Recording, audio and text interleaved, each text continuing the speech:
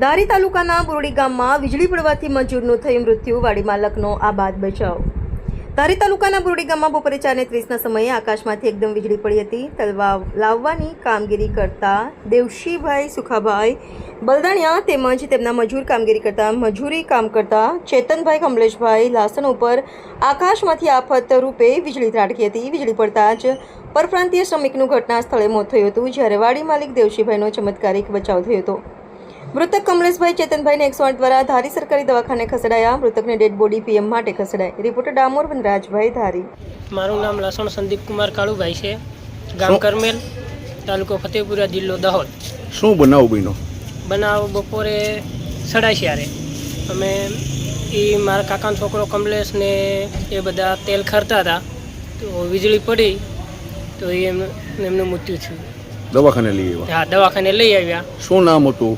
એમનું નામ લાસણ કમલેશભાઈ ચેતનભાઈ। શું ઉંમર હતી? 32। મારું નામ દેવસીભાઈ સુખાભાઈ બલદાણિયા, ગામ બોરડી, તાલુકો ધારી, જિલ્લો અમરેલી।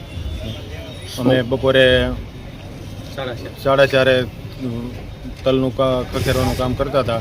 ત્યાં વરસાદ આવતા ઓચિંતા વીજળીના કડાકા સાથે અમે ઝાડ નીચે ઊભા હતા ને વીજળીનો કરંટ લાગતા અમે બે ઘાયલ થયા હતા। એમાં કમલેશભાઈનું મૃત્યુ થયું। કેવી વીજળીનો ચમકારો હતો? વીજળીનો ચમકારો બહુ જોરદાર થયો હતો। પછી આપ તરત દવાખાને લઈ આવ્યા? અમે તરત 108 ને ફોન કર્યો અને અહીં ધારી સરકારી દવાખાને લાવ્યા છીએ। ત્યાં એમને મૃત્યુ હાથ કર્યા।